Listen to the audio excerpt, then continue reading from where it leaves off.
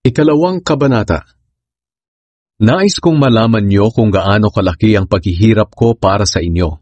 Ganoon din sa mga nasa Laodicea at sa lahat ng hindi pa nakakakilala sa akin ng personal.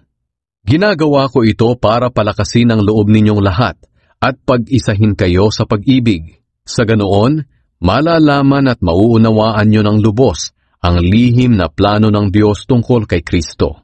Si Kristo ang pinagmumulan ng lahat ng karunungan at kaalaman. Sinasabi ko sa inyo ang mga bagay na ito para hindi kayo malinlang ninuman sa pamamagitan ng magagaling nilang pangangatwiran. Kahit wala ako riyan sa inyo, lagi kayong nasa isipan ko. At masaya ako dahil maayos ang pamumuhay nyo at matatag ang inyong pananampalataya kay Kristo. Si Kristo ang dapat nating sundin. Dahil tinanggap nyo na si Kristo Jesus bilang Panginoon, mamuhay kayo ng karapat-dapat sa Kanya.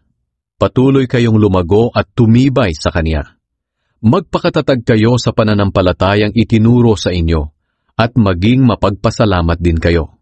Mag-ingat kayo nang hindi kayo madala ng walang kabuluhan at mapandayang pilosopiya. Mga tradisyon lang ito at mga pamamaraan ng mundo at hindi mula kay Kristo. Kaya huwag kayong padadala. Dahil ang kapuspusan ng Diyos ay nananahan sa katawan ni Kristo at naging ganap kayo sa pakikipag-isa nyo sa Kanya, na siyang Pangulo ng lahat ng espiritong namumuno at may kapangyarihan. Dahil sa pakikipag-isa niyo kay Kristo, tinuli na kayo. Ang pagtutuli na ito ay hindi pisikal, kundi espiritual. Ang pag-aalis ng masasamang hilig ng laman. Ito ang pagtutuling mula kay Kristo. Inilibing kayong kasama ni Kristo nang bautismuhan kayo. At dahil na kay Kristo na kayo, muli kayong binuhay na kasama niya. Dahil nananalig kayo sa kapangyarihan ng Diyos na bumuhay sa Kanya. Noong una itinuring kayong mga patay ng Diyos dahil sa mga kasalanan ninyo. Pero ngayon binuhay kayo ng Diyos kasama ni Kristo. Pinatawad niya ang lahat ng kasalanan natin. May pananagutan dapat tayo sa Diyos dahil hindi natin matupad ang kautusan. Pero inalis ito ng Diyos sa pamamagitan ng pagkapako ni Kristo sa krus. Kaya hindi na tayo parurusahan.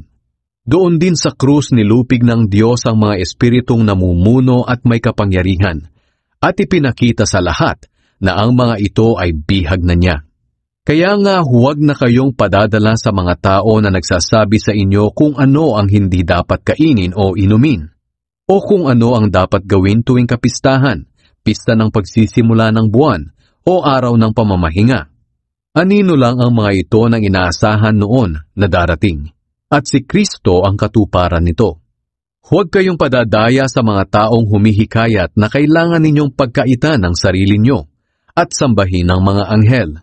Pinaninindigan nila ang mga ito dahil sa mga pangitain nila na pagyayabang lang, walang kabuluhan, at gawa-gawa lang ng makamundo nilang pag-iisip. Wala silang kaugnayan kay Kristo na siyang ulo natin. Siya ang nag-uugnay-ugnay at nag-aalaga sa atin na kanyang katawan sa pamamagitan ng mga magkakaugnay na bahagi nito. Sa ganoon, lumalago tayo ng naaayon sa Diyos. Ang bagong buhay kay Kristo. Namatay kayong kasama ni Kristo at pinalaya sa mga walang kabuluhang pamamaraan ng mundo.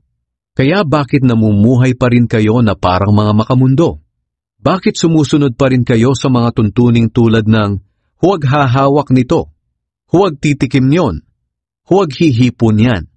Ang mga ito'y batay lang sa utos at turo ng tao tungkol sa mga bagay na nawawala pagkatapos kainin o inumin. Sa unang tingin, parang may karunungan ng mga ganitong katuruan tungkol sa gusto nilang pagsamba, pagpapakumbaba, at pagpapahirap sa sariling katawan. Pero ang totoo, wala namang naitutulong ang mga ito sa pagpipigil sa masasamang hilig ng laman.